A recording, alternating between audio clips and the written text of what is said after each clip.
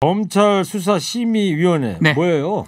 이게 사실 2018년도에 도입된 검찰 개혁 방안의 일환입니다. 네. 이 예컨대 배심 제도가 있잖아요. 미국에. 예. 검찰이 기소를 할 때 검찰의 기소권 남용을 막기 위해서 기소권을 일반 국민들이 판단하는 겁니다. 모든 사건마다 이렇게 하는 거예요? 신청을 하면 받아줄 수도 있고 안 받아줄 수도 있습니다. 예. 근데 사실 이 제도가 아주 세밀한 제도가 아니고요. 들어온 지가 얼마 안 됐어요. 1, 2년밖에 안 됐기 때문에 2018년이면 이제 2년. 지금 문제가 하나 생겼어요. 이 와중에 검찰이 영장을 청구해버렸습니다. 그러니까 이렇게 되면 수사심의에 할 수 있을지 그것도 좀 의문이기도 하고요. 그거 어떻게 될지 몰라요. 애매한 상황이 돼버렸습니다. 최고의 허리케인 라디오.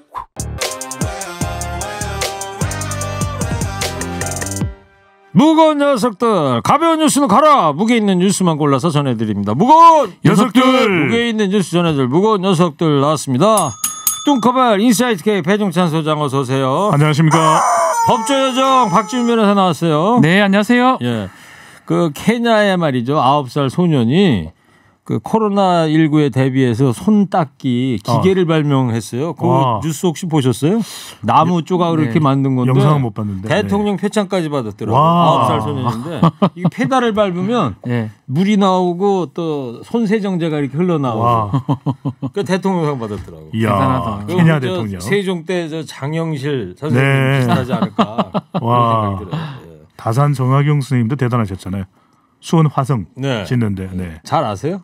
개인적으로 모르죠. 아, 개인적으로. 네. 거중기 사용했죠. 예. 자, 청취자 여러분 코너 끝에 방송 잘 듣고 계신 금세 맞힐 수 있는 무게 있는 퀴즈들입니다. 지금부터 무거운 두 분이 전해줄 무거운 뉴스 잘 들어주십시오. 자, 지금 뭐 미국 얘기부터 해볼게요. 지금이 이제 동부 시간으로 새벽 1시 33분일 텐데 네. 조지 플로이드 사건 시작된 흑인 인권 시위 계속 확산하는데 폭력은 약간 소강 상태로 들어갔다면서요? 폭력 사태는 줄었고요. 대체로 이제 평화 시위를 하고 있습니다. 이제 플로이드 추모식을 앞두고 이번 주가 중대의 고비가 되는데 오늘로 이제 9일째가 됩니다. 추모 집회가. 예. 이 9일까지 이제 추모 행사를 하는데 또 하나 흥미로운 점은 이 추모식 장례 비용이죠. 예.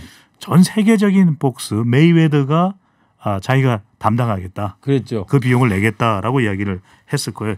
지금 트럼프 대통령 워싱턴 DC에서 시위가 상당히 격화되는 모습인데 이 시위대를 폭도로 규정하면서 불에 기름을 부었다. 또 배우가 있는데 안티파다 이런 이야기를 주장했었는데 SNS상으로 이 안티파가 또 가짜 계정이라고 하네요. 예. 그러니까 배우가 있다라고 하는 트럼프 대통령의 설명도 사실 좀 설득력이 상당히 떨어지는데 그래서 산무가 나오고 있습니다. 산무요? 산무. 뭐예요? 이 코로나 대응에서도 무책임했고 예. 네. 사회 갈등에서도 무책임하고 네. 또 경기 부양도 잘 안 돼서 무책임하다. 지금 실업자가 계속 늘고 있거든요. 예. 그러다 보니까 산무 대통령 아니냐 이런 이야기가 나오면서 이 주 방위군을 좀 조치를 해달라고 이 뉴욕 주지사 또 이곳에 버지니아 이렇게 부탁을 했는데 네. 다 민주당이거든요. 예. 거부하면서 결국 연방군 동원해서 한 1,600여 명이 워싱턴 DC에 들어왔었는데 이것도 이제 조금 이따 다시 설명드리겠습니다만 에스퍼 국방장관이 또 철수하라. 그래서 철수하는 상황이었는데 또 백악관이 발끈하면서 다시 또 에스퍼 국무장관이 약간 또 물러나는 그런 상황도 연출됐습니다. 그러면서 이제 새벽 1시가 된 거예요. 그죠? 네. 미국이. 그 박지훈 변호사님. 네. 에스퍼 미 국방장관은 이제 이 트럼프한테 반기를 들었다고 봐야 될까요? 반기라고 볼 수 있습니다. 이른바 폭동진압법입니다. 사법 집행을 할 때 이 병력 사용하는 이런 법인데 내란 뭐 이런 뭐 1807년에 발동했던 법인데 폭동 진압법. 진압법. 요거에 근거해서 연방군을 투입하겠다라는 거거든요. 예. 에스퍼 국방부 장관이 연방군하고 관계가 있고 본인 소관 업무인데 본인은 이건 정말로 최후의 선택해야 되지. 네. 이렇게 최우성이 없게 보충성이 없는 상황에서 선택할 수 없다라고 얘기를 했기 때문에 지금 국방부 장관 자체가 대통령의 결심에 반기를 든 상황이다 이렇게 봐도 될 것 같습니다. 에스퍼가 지금 중요합니다. 그래서. 에스퍼입니다. 에스퍼. 네. 밑줄. 에스퍼. 밑줄 몇 한 개 100개는 쳐야 될 것 같아요. 별은요? 이렇게 반기 들기가 어렵거든요. 트럼프한테. 예. 네. 그래서 중요합니다. 50개 주니까 50개로. 네. 50개. 별 50개. 51개 아닌가? 50한개인가요? 네. 에스퍼 이 국방장관이 64년생이더라고요. 네. 아까 인터넷 찾아보니까 젊어요. 예. 56살이고 우리 나이로 이제 56 생일이 지났으니까요. 네. 미국 육사 나왔고 예비역 중령이래요. 네. 그다음에 전직 군인이자 또 기업 임원 출신이죠. 그렇죠. 101 공수 사단이라고 네. 낙하산 부대 네. 그렇죠. 거기서 최정예 간부 부대입니다. 생활했었고. 예. 중령으로 예편을 했고요. 예. 그리고 또 하버드 대학의 존 F 케네디 스쿨에서 석사를 하고 워싱턴 조지 워싱턴 대학에서 박사를 할 정도로 아주 또 재원이기도 합니다. 그래요. 문무를 겸비했다 이렇게 네. 봐야 되겠는데. 근데 에스퍼 장관이 이제 트럼프 대통령의 예스맨 중에도 상 예스맨이라고 그러는데 그렇죠. 트럼프 대통령이 이거 가만 놔둬요 이 상황을 에스퍼 뭐 경질을 할 거니 이런 얘기도 기사에 떠 있던데요. 항상은 아니다라는 것을 이번에 또 보여줬는데 예. 경질설은 아니랍니다. 왜냐하면 아, 지금 그래요? 또 여러 가지 상황이 좀 안 좋은 상황인데 상남자 또 상예스맨인 에스퍼를 또 바로 경질하는 것은 좋은 모양새가 아니거든요. 그래서 트럼프 대통령이 발탁을 했습니다. 네. 전임이 이제 매티스는 또 50년생이니까 나이도 상당히 차이가 나있어요. 네. 그래서 이제 젊은 피를 수혈했던 건데 이번에 이제 군 동원하는 거에 대해서 육군 사관학교 출신이다 보니까 이건 아니다. 박지원 변호사 이야기대로 최후의 수단이면 몰라도 폭동 진압법 이걸 발동하는 것은 좀 곤란하다 이렇게 이야기를 했고 트럼프 대통령을 향해서 반기를 들었는데 트럼프 대통령이 또 난리가 났습니다. 아니 어떻게 에스퍼가 그럴 수가 있어. 그렇죠. 그런데다가 이제 이 워싱턴 DC에 배치됐던 연방군까지 포트 브렉으로 또 철수를 시켰거든요. 예. 그러다 보니까 백악관으로 불렀어요. 그래서 이럴 수가 있냐 에스퍼. 에스퍼를 불렀어. 장관 시켜줬는데 에이, 그리고 미스터 에스퍼. 네 너 어쩌 들을 수 있냐 영어로 어떻게 하는 거예요? What What? 이런 거죠. What are you doing now? 오, 네. 예. 그러다 보니까 2017년부터 지난 2019년까지 장관에 임명하기 전에는 또 육군 장관을 시켰었거든요. 네. 그만큼 이 트럼프 대통령이 시험을 했는데 그러다 보니까 약간 아주 충복이었었는데. 주춤하면서 약간 깨갱했습니다. 그래서 철수시키던 연방군을 다시 그냥 머물러라 이렇게 또 했었는데 이번에는 정말 두 사람 사이에 간격이 벌어졌다라는 네. 이야기가 나옵니다. 에스퍼 장관이 이제 트럼프 예스맨이 아니라 이제 엑스맨이 될 수 있는 상황인 거고. 예. 그 캐나다 그 트리도 총리가 트럼프 대통령 최근 행보에 대해서 맹 비난을 쏟아냈다고 이게 그러죠. 뭐 맹비난이라고 보기는 조금 어려워 보이는데요. 예. 이 일의 수도 오타와죠. 여기 기자회견이 열렸었는데 이거를 좀 기자들이 질문한 것 같아요. 트럼프 최근 이 부분 어떻게 보냐 하는데 답을 못합니다. 20초간. 21초간 답을 못하다가 어렵게 말을 꺼낸 게 이 미국에서 일어나는 모든 일을 공포와 충격 속에서 보고 있다라고 얘기하고 트리도 총리가. 예, 우리도 인종차별 관련해서는 쉽지는 않다. 뭐 그러면서 일단 이 전반적인 취지상으로는 미국의 트럼프 대통령의 행보에 대해서 상당한 어떤 언급은 자제하지만 상당한 비난을 어떤 생각하고 있는 게 아닌가 그러니까 보입니다. 이 바디랭귀지로 표현을 한 거네요. 20초 동안 답을 안 한 게 그게 바디랭귀지. 예, 어떻게 예. 총리는 사실 기자회견 해보면 알겠지만 즉각 답변합니다. 예. 즉각 답변하는데 20초면 방송 사고도 사고죠. 한참 사고 난 거거든요. 그럼에도 그렇게 있었다는 거는 그 표현을 그렇게 한 겁니다. 메시지가 오히려 더 강렬한 거죠. 더 강하죠. 할 말이 없다는 거죠. 이 랭귀지가 두 가지가 있거든요. 버벌 랭귀지가 있고 네. 난 버벌 랭귀지. 네. 이게 바디 랭귀지를 난 버벌 랭귀지. 아, 자, 이번 그 시위 사태로 트럼프 대통령 재선율이 좀 많이 떨어졌다 이런 분석도 나와요. 이게 지지율이 떨어진 것입니다. 이 코로나 19 때문에도 대응을 잘 못했고 앞서 이제 산무 이야기를 드렸는데 네. 코로나19 리더십도 문제고 이번 조지 플로이드 사망 시위에 대한 국민들은 사실은 다독거리고 안정시켜야 되는 것이 대통령의 책무인데 대통령의 책임을 다 못하는 것 아니냐 이런 비판이 나오면서 네이트 실버라고 하는 미국의 유명한 정치 분석 전문가입니다.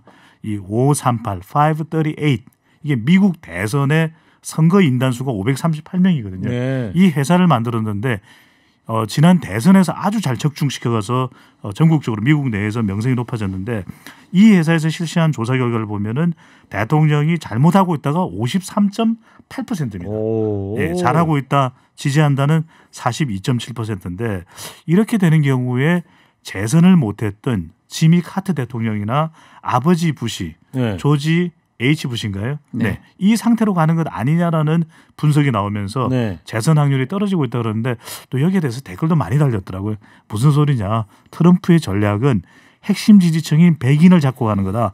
재선 가능성이 있다. 이런 반론도 있었습니다. 그래요. 그 이 에스퍼 국방장관에 대해서 뭐 감싸 안을 것이다라고 얘기했지만 제가 볼 땐 제 사견입니다만은 트럼프가 워낙 뒤끝이 있는 사람이라 네. 며칠 뒤면 아마 이렇게 해임시킬 것 같다는 트위터를 통해서 알게 될 것 같아요. 그죠. 바로 알게 될 것 같아요. 그 누구요? 국무장관 했던 사람 아프리카 출장 갔다 오는 그 비행기 안에서 트위터 네, 네. 매티스 네. 에스퍼도 그런 꼴이 나지 않을까. 국무장관은 다른 사람이긴 하죠. 네. 네. 그래요. 오바마 전 대통령이 온라인 타운홀 미팅 열고서 국민하고 대화에 나섰다면서요? 70여 분간 국민과 대화를 했는데 네. 온라인으로 했습니다. 대화를 했는데 결국은 지금 조 바이든 부통령이죠. 대선 후보로 지금 거의 확정됐는데 민주당 이거를 도와주는 양상입니다. 예. 결국 지금 상황상 결집을 해야 된다라고 판단한 걸로 보이고 그러다 보니까 분노를 했다면 또 결집을 해달라. 또 개혁을 이뤄내자라고 하면서 이 공정한 경찰 법 집행 같은 것들을 강조를 했습니다. 예. 오바마 대통령이 정말 소통의 달인인 게 그렇죠. 취임 초에는 49초의 침묵이 있었거든요. 한 총기 사건이 났든 곳에 방문을 하면서 연설을 하는데 다 방송사고인 줄 알았죠. 하지만 그 침묵을 통해서 더 강한 총기의 위험성을 전달했다. 이런 소리를 들을 정도로 오바마 대통령이 정말 소통 달인입니다. 네. 침묵은 금이다. 네. 바디랭귀지. 네. 바디랭귀지에 달인. 아, 네. 그러니까 92년 그 로드니 킹 사건 때는 아버지 부시라든가 그럼요. 2014년에 그 에릭 가너 사건 흑인 네. 소녀 개비 담배 팔고 있던 흑인 소년이 경찰관한테 목 졸려 죽인 사건이 있었거든요. 무릎으로. 네. 이때가 오바마 대통령이 이 두 사람 다 공감과 위로를 국민한테 전했는데 이번에 트럼프 같은 경우는 뭐라고 그래요? 시위대는 바로 인간 쓰레기다. 이런 얘기를 하고 앉았고 네. 분열만 일으키고 있다 보니까 이런 상황이 특히 나오는 것 같습니다. 문제가 됐던 게 이제 워싱턴 D.C.에 많은 시위대가 있었음에도 불구하고 이제 대선을 노리고 있으니까 교회로 가서 사진을 찍었어야 되거든요. 그렇죠. 처치, 교회. 네, 이게 공포탄도 쏘고 그 체류탄도 네, 쏘고. 체류탄 쏘면서 그 부분에 대해서 아까 사실 박지훈 변호사가 이야기했던 트리도 총리마저도 말을 분노했던 게 못하는 거죠. 그 사실입니다. 그 예. 사안. 네. 참 미국의 그 소프트 파워라고 하잖아요. 글로벌 리더십이 점점 희박해져 가는 게 아닐까. 네. 그 1863년에 그 게티스버그 연설 아시죠? 링컨. 네. 포더 피플 예.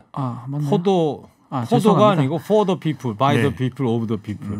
이게 바로 미국의 뭡니까 그 민주주의와 네. 인권 이거를 지탱해주는 세계적인 글로벌 파트너십이었고 미국 유학하셨나요? 네.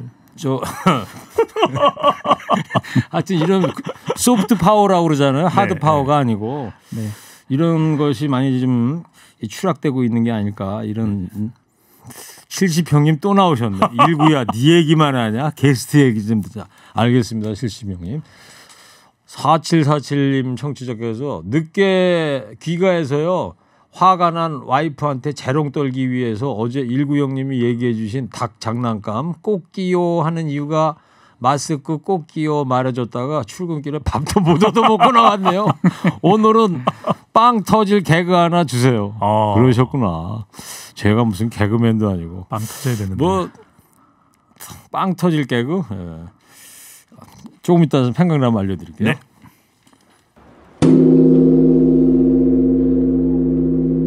이재용 삼성배 회장 얘기하려고요. 경영권 불법 승계 의혹으로 이제 검찰 수사를 받고 있는데 이 대응을 했어요.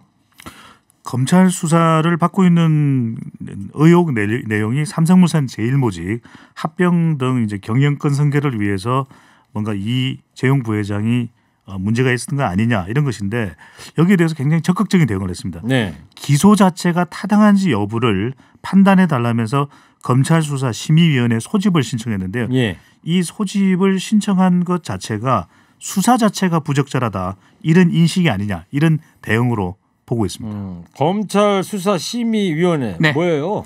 이게 사실 2018년도에 도입된 검찰 개혁 방안의 일환입니다. 네. 예컨대 배심 제도가 있잖아요. 미국에. 예. 검찰이 기소를 할 때 검찰의 기소권 남용을 막기 위해서 기소권을 일반 국민들이 판단하는 겁니다. 기소할지 말지. 지금 250여 명의 뭐 변호사라든지 종교단체 전문가들, 뭐 시민단체 사람들 풀이 구성되어 있고요. 네. 그중에 15명을 추첨을 해서 그 15명이 기소해야 될지 말아야 될지를 판단하는 그런 기구입니다. 이게 무작위 15명, 그렇죠. 250명 중에 뽑아가지고. 네, 풀이 있거든요. 근데 예. 이게 모든 사건마다 이렇게 하는 거예요? 신청을 하면 받아줄 수도 있고 안 받아줄 수도 있습니다. 예. 근데 사실 이 제도가 아주 세밀한 제도가 아니고요. 들어온 지가 얼마 안 됐어요. 1, 2년밖에 안 됐기 때문에 2018년이면 이제 2년. 지금 문제가 하나 생겼어요. 뭔데요? 이 와중에 검찰이 영장을 청구해 버렸습니다. 그러니까 오늘 영장. 요거는 예상이 안 되는 부분이거든요. 이 규정이 있다고 하더라도 이런 것까지는 준비가 안 돼 있기 때문에 아마 검찰 입장에서는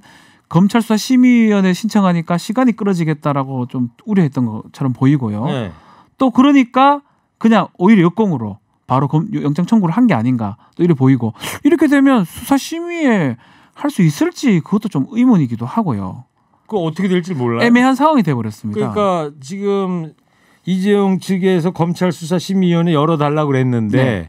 그러면 그때까지 결론 나올 때까지 기다려줘야 되는 건데 검찰이 오늘 영장을 청구해버린 거예요? 네, 넣어버렸습니다. 이게 어떻게 결론이 나요? 그러면? 그러면 이제 법원에서 결정을 할 건데 법원에서는 만약에 구속이 발부가 된다 그러면 뭐 수사 심의에 한다 하더라도 구속이 됐기 때문에 기소 쪽으로 갈 가능성이 높은 거고요. 그런 부분이 이제 앞으로 좀 논란이 될 걸로 보입니다. 이게 제도가 좀 급작스럽게 만들다 보니까 이런 것까지 예상을 못한 거예요. 예, 그렇군요.